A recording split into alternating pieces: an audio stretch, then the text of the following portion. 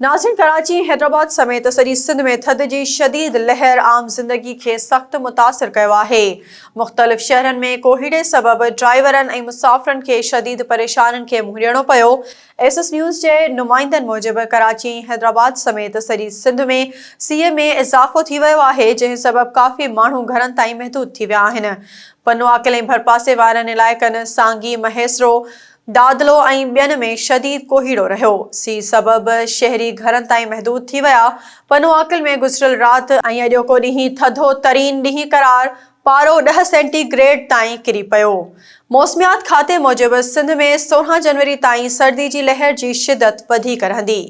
नज़रवाहा ऐं उन जे भरपासनि वारनि इलाइक़नि में कोहीड़े जो राज बरक़रार, शहरी घरनि ताईं महदूद थी विया। कारोबार मुतासिर थियण लॻो।